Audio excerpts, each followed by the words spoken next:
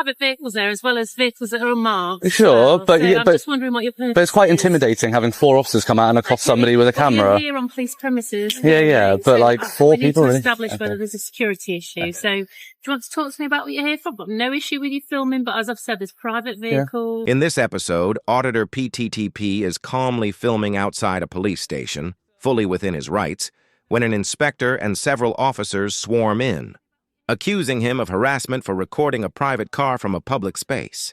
Within moments, they're threatening him with arrest despite having no lawful grounds. PTTP stands firm, calmly dismantles their claims, and exposes their unprofessional conduct for everyone to see. What begins as an abuse of authority ends with a formal complaint, and a chief inspector forced to answer for it. Are you doing a news piece? Pardon? Are you doing a news piece? Just having a look at your cars now, really. Just saw his PC was idling up there, and I figured she was going to be coming out in a second. So, yeah, just waiting for... Oh, my days. Oh, so we got an inspector, Yeah, I'm a PC? Yeah. PC? Inspector. Did you do So we got 4 police officers for a man with a camera. All right. But it's quite intimidating, isn't it, having 4 people come out? Well, there's private vehicles there as well as vehicles that are unmarked. Sure, but I'm just wondering what your purpose. But it's quite intimidating having 4 officers come out and accost somebody with a camera. You're here on police premises. Yeah, but like 4 people. We need Really? to establish whether there's a security issue. Okay. So, do you want to talk to me about what you're here for? I've got no issue with you filming, but as I've said, there's private vehicles. Yeah, And there's it's not my intention to get those. If they're in the background of a shot, they're in the background of a shot, but I'm not here to... I'm not doing a news piece. Do you want an interview? I'll talk to you if you'd like to have an interview. Not particularly, no. Just want to have a look around, that's all. Just like to look around. I saw you obviously trying to walk around there, so I was just wondering... You should be careful with the information that you say like that, because I wasn't trying to walk around there at all. The opening seconds say it all. 4 officers, led by an inspector, make a straight-line march toward the auditor. No observation, no pause to assess, just immediate intervention. The inspector starts with the classic soft opener. I've no problem with filming. But right after that, she plants the hook. There are private vehicles inside the car park. It's a subtle shift, framing the scene so that anything the auditor does next can be painted as a problem. And right on cue, her colleague lands the punch. A confident claim that she saw the auditor trying to enter the private car park. That's not a description. It's an accusation. Close to the line? Maybe. Illegal? No.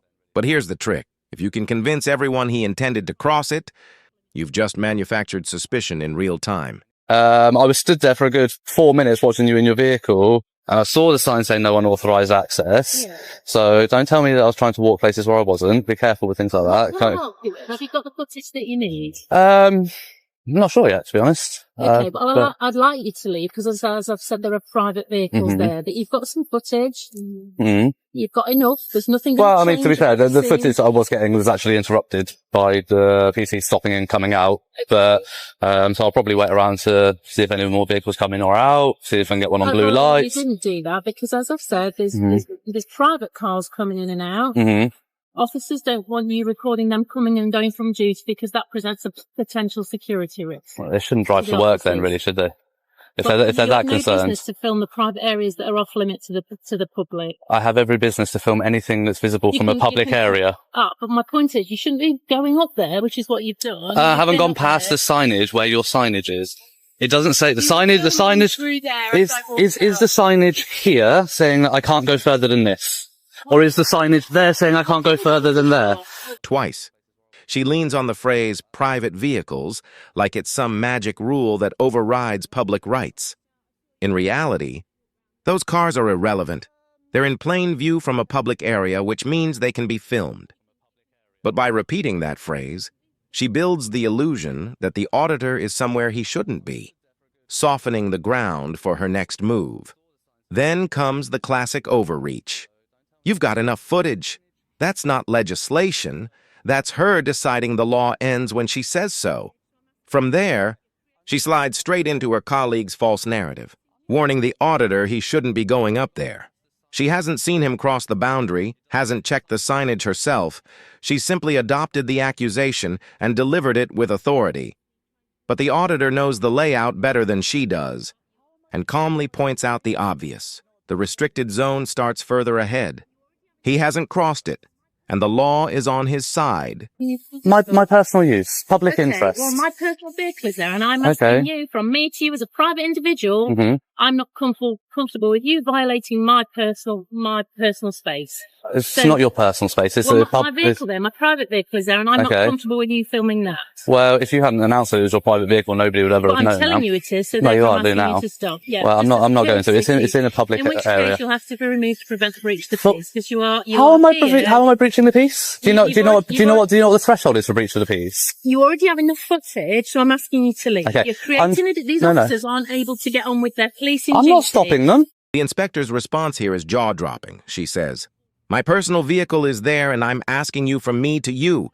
As a private individual, I'm not comfortable with you violating my personal space." Personal space. In this context, that doesn't even make sense. She's in uniform on duty, referring to a police car park that belongs to the force, not to her, and is fully visible from a public vantage point. There's no such thing as personal space over property you don't own and can't legally shield from view. The auditor cuts straight through it, reminding her it's not her personal space, but she doubles down, insisting she's not happy with her vehicle being filmed. Here's the irony. If she hadn't announced it, nobody watching would have even known which car was hers. She made it personal herself, turning something anonymous into something identifiable. That's not a privacy breach by the auditor. That's a tactical blunder by her. Then she makes it worse, trying to back her feelings with force. She threatens that if he doesn't stop filming, he'll have to be removed to prevent a breach of the peace. But that's not how the law works.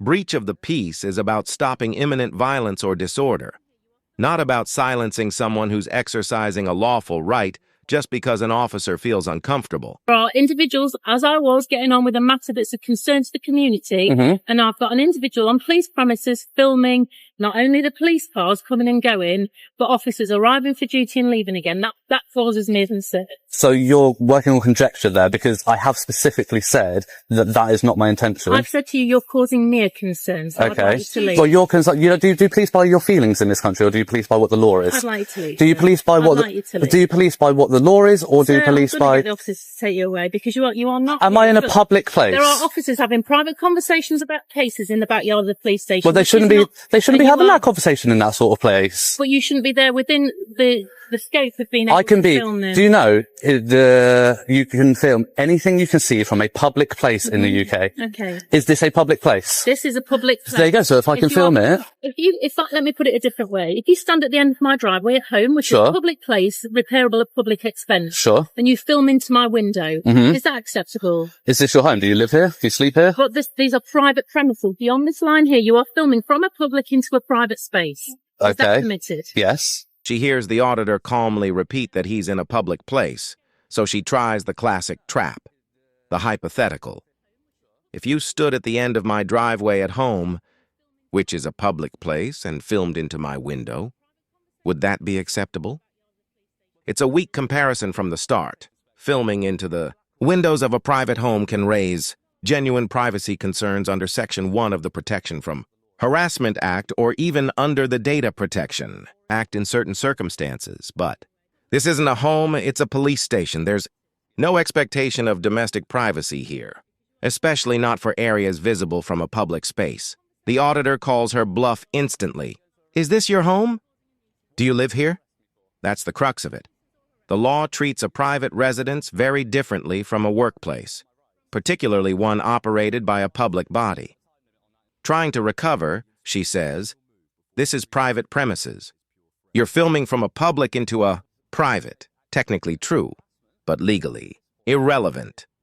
Private premises that are lawfully visible from a public vantage point can still be filmed. Her driveway analogy isn't a legal argument. It's a red herring designed to shift the debate from fact to feeling, from law to emotion. Absolutely. Absolutely not. Of course it No. is. So you can stand on my road and film me in my home, can you? If your curtains are open, then legally, yes, I can. So If I continue to do it repeatedly, then you could potentially take action about harassment.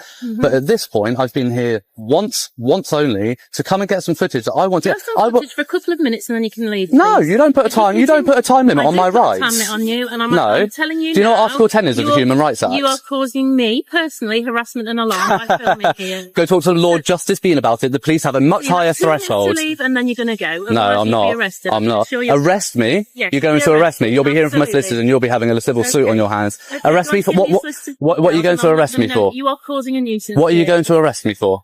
Either public nuisance or harassment. Public nuisance? Yeah. So under the new legislation that came with the public... So, and you've got your opportunity to film. So I'd like you to not film or certainly delete anything that has details of my personal vehicle or that of any of the police officers there, and then I want you to go. All right? you don't put a time limit on my rights. From getting on with No, I'm exercising my rights here, and you don't put a time limit on that, Inspector. Inspector, what? Blackwell? Thank you. Mum, are you all right with me? Yeah, go and do whatever you need to do. Yeah, see, I'm obviously not that much of a concern because you're allowing them to go about their business, yet you're threatening to arrest me. Tyrants here at Stamford. The inspector's final move before retreating into the station is pure threat, with nothing to back it. She tells the auditor, "You've got 2 minutes, then you're going to go." He refuses, standing firm in his lawful position. That's when she raises the stakes, or else you're going to be arrested for being a public nuisance. And that's where the whole facade collapses. Public nuisance isn't some catch-all offense you can throw at someone for filming in public. In law, it's a serious and specific crime, historically tied to acts that endanger life, obstruct public rights, or cause widespread harm to the community.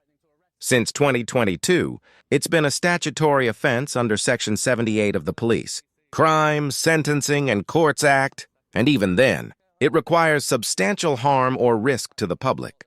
A quiet man with a camera doesn't even come close. By threatening that arrest, she wasn't applying the law. She was weaponizing it to scare the auditor into submission, a textbook misuse of authority, invoking an offense that clearly doesn't apply just to force someone out of a place. They have every right to be. When the complaint finally lands, Chief Inspector Shields' response is the same hollow justification you hear time and again, only dressed in formal language. The real letdown comes when he says he doesn't believe the inspector acted unprofessionally. The footage proves otherwise. Professionalism isn't just about tone of voice or restraint. It's about applying the law correctly, avoiding baseless threats, and not using official power for personal comfort. Inspector Blackwell failed on all 3 counts, claiming personal space over a police car park, leaning on a flawed home driveway analogy, and threatening arrest with no legal foundation. Shield had the evidence, and still rubber-stamped her behavior. That's the problem with internal reviews.